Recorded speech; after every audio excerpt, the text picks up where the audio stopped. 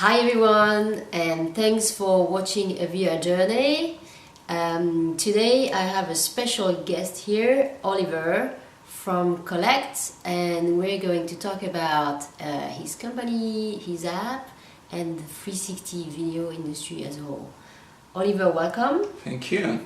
Thanks for coming on the show. Thanks for inviting me. You're welcome. It's great to have you here. So Oliver, can you please start by introducing yourself and what you do and what your company is about? So I'm Oliver and I come from Barcelona, even though we're based in San Francisco. And I am the co-founder of Collect, which is the easiest way to edit and share 360 videos from a phone. And we're very excited to bring this to broader audiences every day. Great. And so you're based in San Francisco. How many people are at Collect right now? We are two people that co-founded the company, and we have a small team that supports the development and the community support. Okay, and everybody's based in the same office? We are spread around the globe. Okay. In Europe as well? Europe, South America, and Asia. Wow, okay. It must be quite complicated for team meetings and stuff like that. It is, but it's building companies, it's solving challenges. At the same time, we're building a global community, and we like to understand how people think 360 can be beneficial to them in all kinds of regions of the world. Makes a lot of sense. And so can you tell us a bit about how you thought about starting Collect and how you identified the need for 360 video editing app for mobiles? So back in 2015, it was the big wave when virtual reality was brought to the attention of the mainstream media. And when I started really getting interested, I realized 360 video was very affordable for consumers to consume, and it was transformational in the way that users would immerse in the stories. And I started getting interested and researching about it, and got myself a bunch of GoPros, rigged them together, and started shooting films. So that was pretty much the start when we started realizing there was a huge amount of problems to solve in the field, and we started solving a few of them, and that became what now we call the Collect 360 app. Okay, so you started producing your own 360 content and you realized that some of the pain points associated with it is editing. Sure. It's mainly what you saw. It's about montage, right? And I think you're not the only ones, because I've started shooting in 360 myself, and I know I have a lot of footage that sits on my cards, on my SD cards, or on my laptop, and then I'm like, I need to share it, but I want to edit it, and then it takes a while. So you're kind of making it easier for people. I always like to say to people that 360 video is not as complicated as we think it is, or as some people think it is. It's actually easy, it's cheap, and it's fun. So your app, I think, is free, right? Yeah, so I agree. 360 shouldn't be scary to people, even though as the background, the technicalities about it are pretty complicated. There is ways for us as people who like solving problems to simplify things, so that for users who don't want to go through hours of training and learning complicated tools can access that transformational medium in a very seamless package that holds the 360 content as native content, not weird content that needs a lot of different process and different steps in the process. I completely agree. I actually have a video on the same channel, aVRjourney, which is called The Best Kept Secret About 360 Video. Yeah, I loved it. You watched it. So I wanted to tell my viewers that I wanted to bust a myth.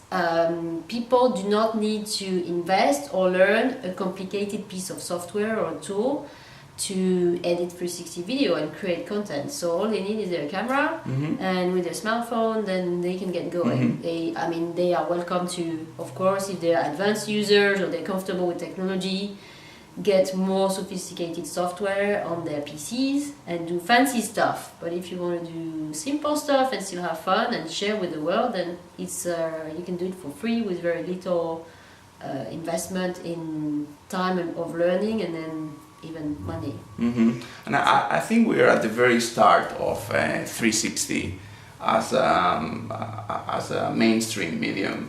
I think it's mostly early adopters who like technology and are always hooked into the new things that are emerging. So because it's a very nascent medium, even the cameras are not ready for making it easy.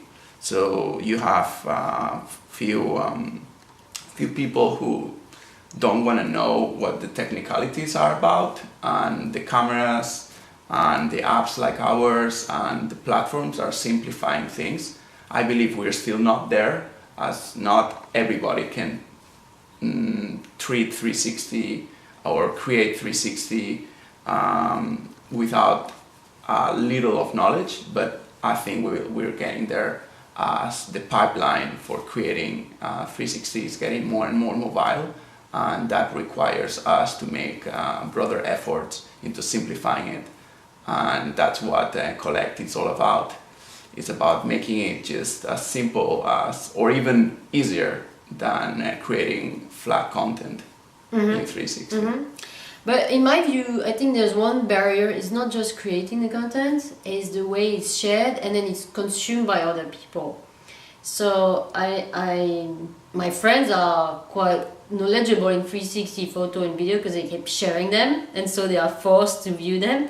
But in the beginning, I remember they were like, what is this thing and how do I view it? So even people in my family were maybe not as comfortable with technology. I had to take them through it and say, okay, you can move your phone using the magic window, or you can swipe with your fingers, or you can use your mouse to move around. But some people actually don't realize that they're actually watching a 360 video, and they might be thinking that the framing is not right, the composition is not right, because there's nothing in the, everything's happening there, they don't see it. So there's education for people who are excited about 360 photo, 360 video, and who are getting into it and learning, like me, and like you've done in the past. But there's also maybe the wider population who just consume those contents to make it easy for them to consume it. It's a new thing, and we're figuring out things as we work in them. We have started treating 360 as if it was just normal video, and it's not. It has its peculiarities, and one by one they will be smoother for the consumer, and we will get to a point where consumers are comfortable with this new medium, that it's really interactive and immersive, and they will embrace it, and we will figure out new things. We already have a lot of users that are making really good content, that even I'm surprised to see the quality of content they are creating with a very simple tool we have provided. And I believe that the feedback they're giving us puts us ahead to find new ways for handling this content. And that will certainly bring it to the next level. Right, yeah, I think it unlocks some creativity that maybe even 360 camera manufacturer were not expecting. People find new ways. The other day I saw some guy who used a light to do some light painting in 360, and that was pretty cool. So I wanted to ask you, Oliver, so you're saying, at some point it will become more natural and then people are getting used to it. Do you have in mind like a time scale for when it becomes kind of widespread? The mass market adoption is what we are all striving for. It's hard to tell because we're depending on not even the technology to be available, also the mainstream manufacturers to want to bring it to the masses. So my personal bet, after talking with insiders in the industry, in big companies here in the Valley, is that in 2 years we'll have mainstream phones that will capture in 360. Okay. So that will be a big leap. So the lens will be on the phone. Yeah. Right. So I saw. I think it was at Christmas. There was a Chinese company that launched one of those phones. It had a weird name, the Pro Truly Darling, something like that. But in the meantime, we have like some companies are trying to bridge this gap. So until we have those smartphones with the dual lens that enable to capture the sphere, we have those clip-on cameras like the Gyroptic IO and the Insta360. Yeah, so we're seeing the 360 getting more and more mobile, thanks to companies like Gyroptic or Insta360. There is more cameras coming that adopt the same form factor. Like Alcatel is bringing one. There's a lot of Chinese bringing new 360 cameras that connect to phones like Ulefone or some other copycats. But the work that those companies like Insta360 and Gyroptic are doing, it's really good to show us where the medium is evolving, how small and inexpensive and simple those cameras are becoming, and that certainly shows a path in which other huge mobile manufacturers are also looking, and I believe that they're going to move into that sooner than later. If you observe the market of 360 cameras that are not plugged into the phone, you've got Samsung, you've got LG, you've got Xiaomi, and even Huawei. They're 4 of the 6 top mobile manufacturers, and they're all retailing 360 cameras right now. At this point, you can buy them now in May 2017. So I believe they're all spending tons amount of R&D research, and they're fighting to get those cameras into phones and being among the first to release a phone that can capture in 360.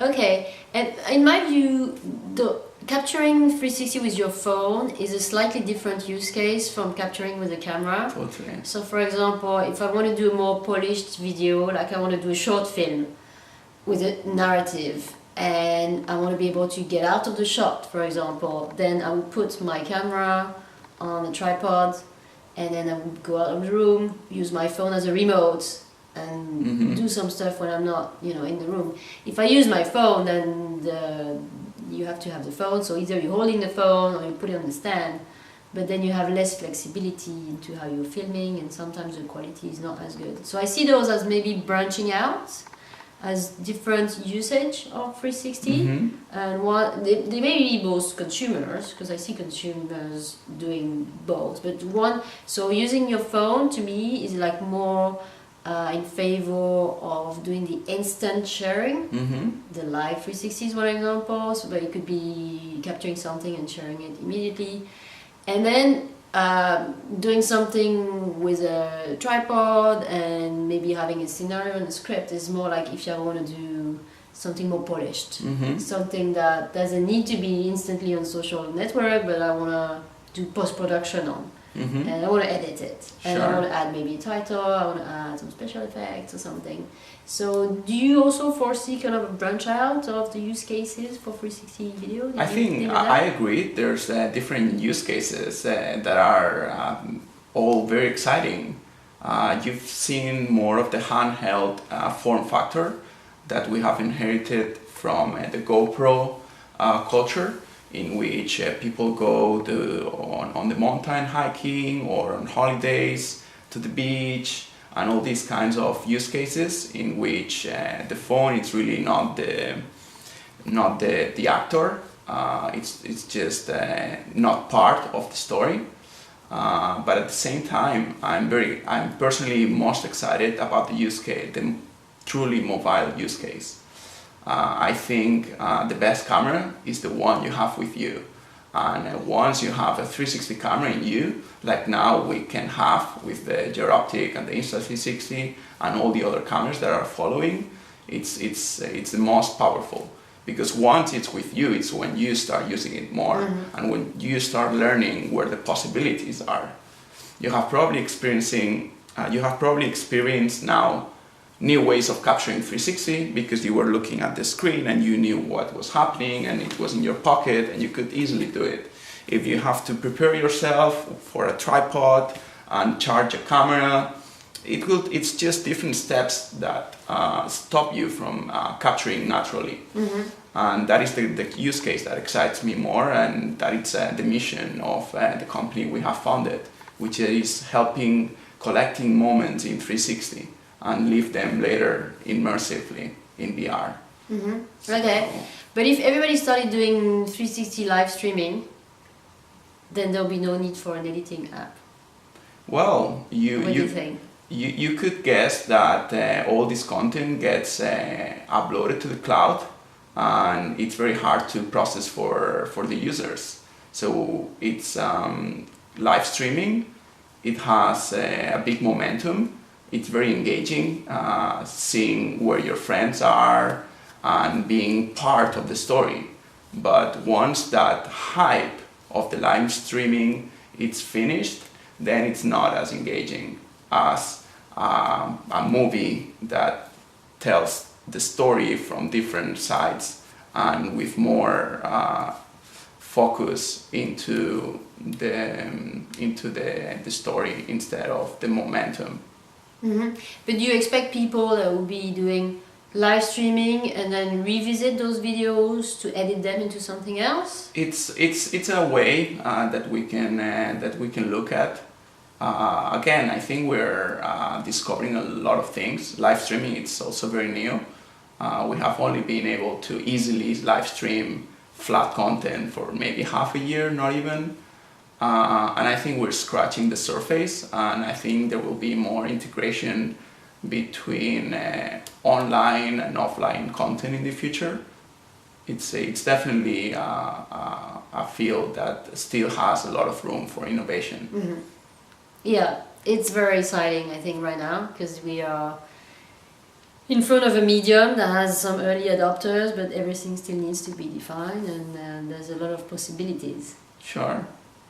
So Oliver, I think we'll do another video with an actual demo of Collect. I want to show my viewers how it works. Great. But before, so we'll do that in some other video. Is there something you wanna say before we finish this chat? Is there something you wanna add? Well, I'm very excited for the work you're doing about bringing democratizing 360 creation. I think we share that common purpose, and it's right. Like 360 shouldn't scare people.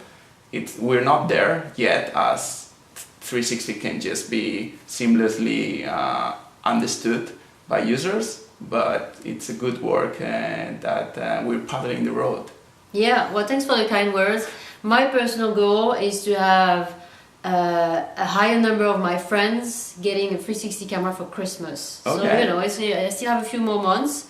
But last year I think it's easy goal because it's really good, and we're starting from almost zero. So I did a survey from my Facebook friends. I have a few hundreds, and then I know I think I had one couple of friends who had this 360 camera, and they went traveling around the world. So they took those cool 360 selfies. That was really nice, but they were probably the only one. I had a few friends who've done like photospheres with their phones. Some Android phones have it like natively, so they had experience with that. A lot of people have tried panoramic on iPhone, but which doesn't cover top and bottom. And so having 360 cameras was really kind of a unique thing last Christmas. So I hope next Christmas is going to be on more people's letter to Santa. Yeah, I think there's going to be more and more waves of adoption, and what our users are already creating with very simple cameras, it's really inspirational. Like we've got users creating really good content here in North America, South America, Europe, Asia, and I'm getting more and more excited to give them more powerful tools that are still easy to use, so that they can upgrade their content creation and take it to the next level. Awesome. Well, Oliver, thanks. We'll see how it works in another video with the demo. Cool. In the meantime, thank you very much for sharing your thoughts. We're pretty much aligned, so that's great. And then keep up with the good work. Well, you're very welcome, and let's keep on pushing this medium. Absolutely.